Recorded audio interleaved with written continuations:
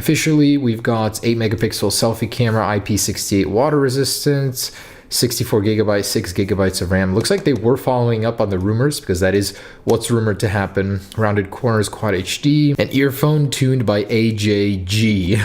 I think they meant to write AKG, but all right, there's already a dead giveaway. This is a clone. Regardless, let's jump in. So this slides off and inside, let's check it out. So it's upside down in the box to begin with, and it's not very pretty. This packaging, oh man, they get this wrong. If they want to go for the experience that Samsung delivers, they really got to step this game up. But regardless, we do have a little placeholder sticker here, Galaxy S9 Plus. And man, that is heavy, like super heavy. This feels like a brick in your hands.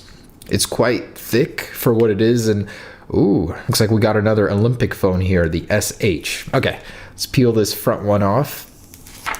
So this looks pretty identical actually to the Galaxy S8 version on the front. It's got some thick bezels. I thought they were going, forward with the bezel reduction, not backwards, and making them even thicker. It is still an 18:9 display, so I guess that's good. Button placement. Oh wow, it comes turned on already and activated. That's convenient. They save you the hassle of having to go through the activation.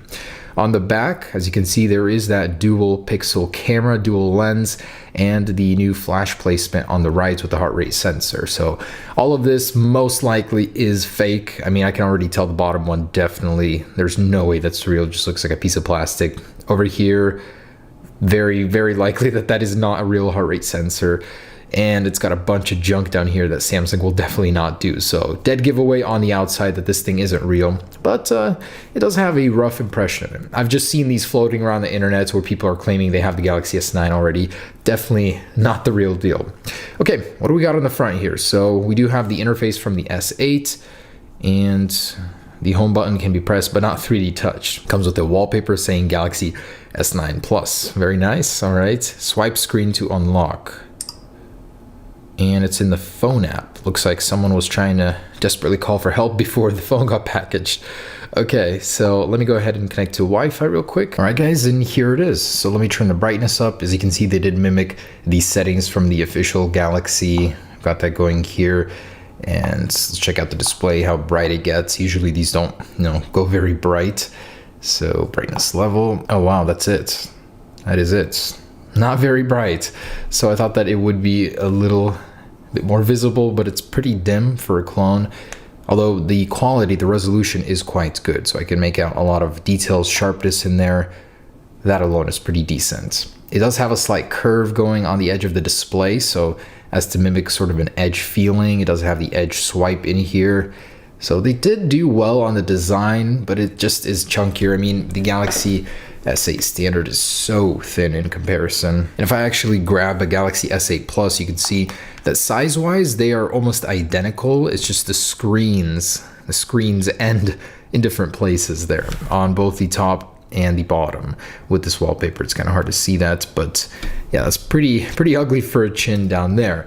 Otherwise, let's check out the software. See how closely they imitated that. So we do have a swipe up to go into the menu, and everything is pretty responsive for a clone. I'm not used to seeing this sort of responsiveness. It's pretty snappy, I'd say. So going into the settings, let's check out what version this is running of Android. And Android 7.0. 8 core, highly doubt that. So we do have that edge swipe, and you are able to go through multiple pages here, set your own shortcuts. They did mimic that pretty well. Over here, it has the Bixby interface. So if I hold the Bixby button, it'll bring that up. I do wonder if you could change that on here. I think that'd be pretty cool.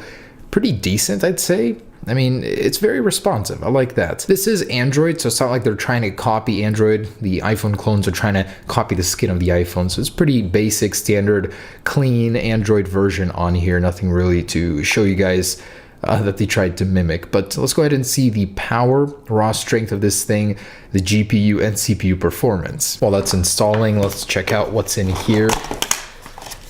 So knockoff Samsung charger. Headphones tuned by AGJ or AJG.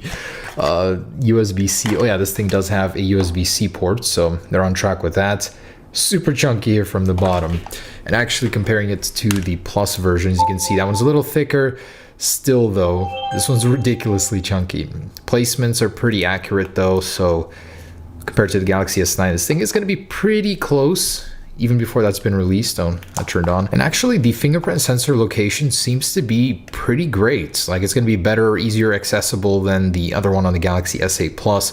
As you'll know, it's directly in the middle. You won't have to go searching for it. This one is definitely going to be a much appreciated change in the Galaxy S9. So can't wait to use that in real life. Oh my gosh, what a overlook of detail. Over here, when you're trying to close the box, they literally did not make a slit for this little thing to go inside, so it's just flapping around here. That's literally how cheap they are with trying to produce the box. All right, so with all that installed, let's check out Geekbench 4. Show us what we have under the cover here. So 4 cores at 0 hertz. This thing is calling it out like it is.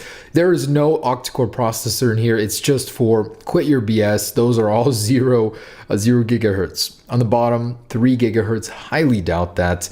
Android 7.0 and an MT6580 CPU, which is bottom line, completely bottom shelf. Let's see what kind of numbers we can get out of it. And that's going to be a no on the Geekbench, as the application crashed at the very end of it. I'm sure they don't want you to see the pitiful score. Although on the other hand, I did run Antutu, and this is the GPU score, 21,811. For comparison, the iPhone X gets around 200,000. So that's a 10 times difference there, and pretty in line with most clones that we're seeing. So probably no change there, although I would actually like to see the specs they listed here. And that is indeed running Android 7.0, 32-bit, a 1440 by 2560 display, which is pretty impressive.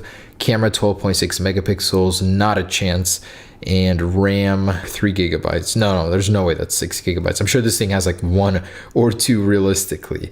64 gigabytes of storage, highly unlikely. So there it is on the specs. You know, the design is there. Let's go ahead and check out a couple other things. First, the fingerprint sensor. So if it's real, because it does feel pretty genuine, I want to go ahead and see if I'm able to scan my fingerprint. So let's see if that actually works.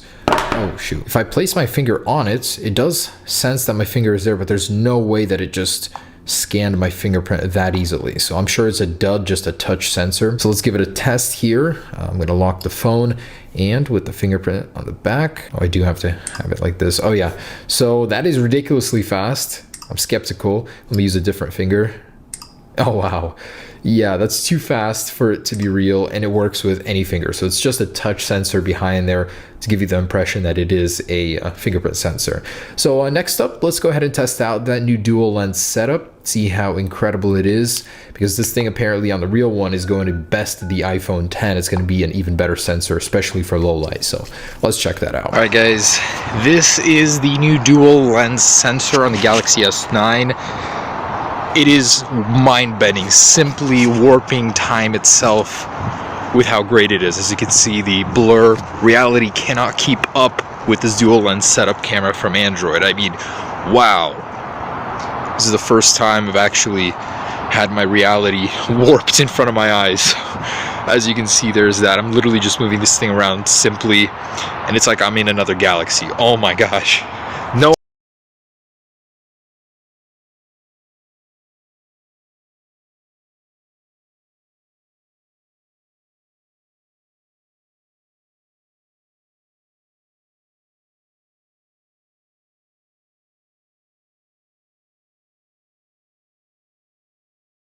The front-facing camera is changing the color outside. I'm not sure what that's about. So, wow, you guys did it. The Galaxy S9 has the worst clone camera I've ever used. So, great new award. I should start a award list with that one. And I want to test out that speaker quality. I know Samsung's always suffer with that, so let's see how it sounds. So, we got a brand new one here. Oh my gosh. Can we destroy it? That is actually pretty terrible. It sounds like I'm listening to it from really far away, even though the speaker is right here. Very quiet too, by the way. So speaker is pretty bad. All right, so lastly, I mean, I've covered everything from software to hardware. It's acceptable, I guess, for the price I paid, but I definitely wouldn't use this thing as a daily driver. I want to see what's inside this thing. So let's peel it back. Check out those internals, and I'm hoping this isn't glass again, so I don't break my phone. I mean, step one, don't open it with a knife. And I believe, yeah, that's plastic. So I should be able to just pry this right off. Okay.